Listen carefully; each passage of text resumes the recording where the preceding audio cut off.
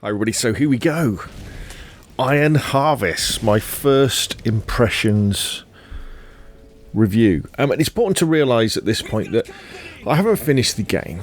I've put several hours into it, and I'll do another review when I finish the game, but that might not be for a couple of weeks. And also you have to understand that I'm no RTS or RTT expert. In fact, the only real-time tactics or real-time strategy games I've played are Sudden Strike 4 on the PlayStation, and then it would be back to something like Tactical Armoured Command on the Apple II, which was a turn-based tactical game, or even something like North Atlantic 86 on the Apple II. Kind of my gaming career kind of missed out all those games. I had a PS2, and Command & Conquer was out. I'm pretty sure it came out for the PS2. It might even come out for the PS1, but I didn't have a PS1. I had a Nintendo 64. So anyway, I kind of missed out on those games and never really fancied playing them at the time. But playing Sudden Strike 4 definitely gave me an appetite for it. And then seeing the advanced previews of Iron Harvest and the way the game looked and the story behind it definitely made me think I want to check this out. And so I was really disappointed when it turned out that it wasn't going to be released on PlayStation or Xbox on the 1st of September, only on PC. It's actually come out on PlayStation and Xbox in the new year. So you may be wondering, well, how are you playing it, Rob? Because we know that you haven't got a gaming PC. Well, that's because I'm playing it through Geforce Now, the game streaming service from Nvidia that allows you to play your games you own through Steam, even on an old crappy laptop, because you stream them. And to be honest, this could be one of the best genres for doing that, because it doesn't rely on twitch mechanics like first-person shooters or driving games do, or even third-person shooters. It's just pointing and clicking and pointing and dragging and WASFing, moving around the map. And it worked great for that. I mean, I had a couple of times when my internet connection was a bit laggy, because it is a bit crap where I live. But apart from that, it was really good. So Iron Harvest. So first impressions, I really like this game. I've had some amazing fun. I've had as much fun in Iron Harvest as I've had in Sudden Strike 4, and I really like Sudden Strike 4 as well. Now, I do play these games on easy. It's the only way I find I can survive. But what I like is the fact that if you make sound tactical decisions in the way that you use your units in the battles, you will come out on top. And if you don't, or you become the victim of, say, random things happening and you're not ready for them, you lose units and you lose the game. And I really like that. I like it when things come together in this sort of game, and then you have this chaos when enemy units are engaging with your units, and there's not much you can do. You can move units around a little bit and tell them to use their special moves.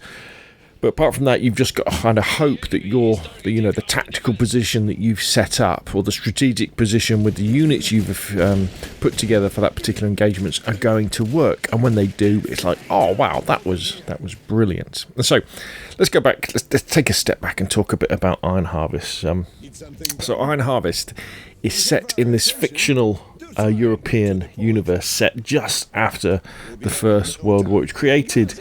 This world was created by a guy called Jacob Rosalski, a Polish artist, and he's done lots of paintings. And there's a board game based on his work called Scythe, and he worked closely with the developers to create the look of this game. And the idea is, during the First World War, the great powers didn't develop things like tanks; they developed walking mechs that stride around the battlefield.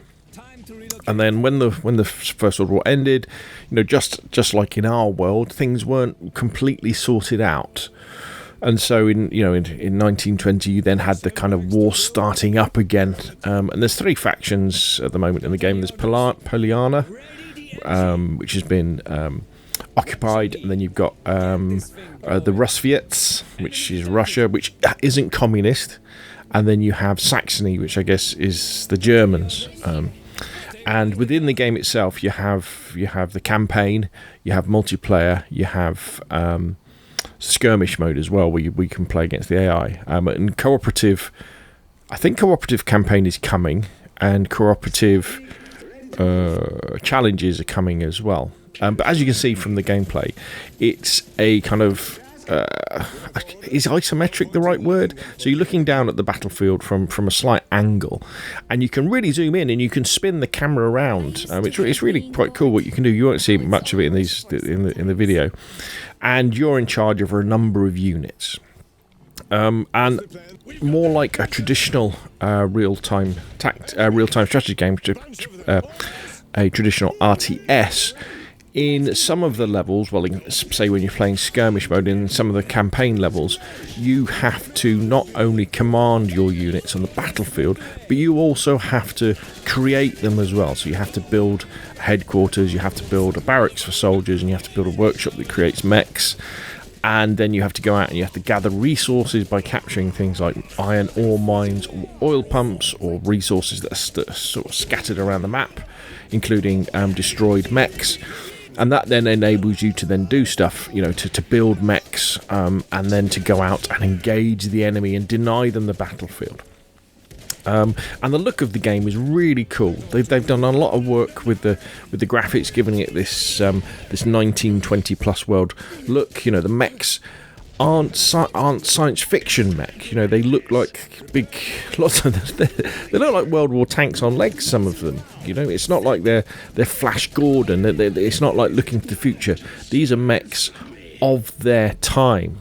And it sounds great as well, and the characters are actually pretty cool as well. As I said, haven't finished the game. I'm still working my way through the Polonia campaign, but I've had great fun with it. The Polonia campaign it's a tutorial. It kind of introduces you slowly to infantry combat and infantry moving around, then repairing mechs, and then you kind of get this big set piece mission, which is probably what I'm showing you now, where you've got to clear this area of enemies, capture resource nodes, and eventually capture this train and then defend it. In fact, some of the best levels I find are the defensive ones, where you've got to set up your defences, you've got to use your engineers to put down sandbags and mines and barbed wire, and you've got to set up your field guns and your heavy machine guns in position and set your mechs up, and then you'll then caught under this onslaught of enemy mechs and enemy infantry, and it really is very, very good. I've enjoyed my time with it a lot. Now, the levels, like Sunstrike 4 levels, they can go on for a long time. It probably took me an hour and a half to finally finish the Polonia Railway Yard mission. Probably because I'm not very good at this sort of game, but you have to be quite careful in the fact that because the game saves as it's going along, you can find yourself in a situation where you can make it very difficult for you to be able to win, because you could find yourself in a situation where you've almost had like a Pyrrhic victory to get to the point where you're about to win. You're getting to the end game of that particular level, and the end game of that particular level may well be a defensive thing where you have to defend from the enemy.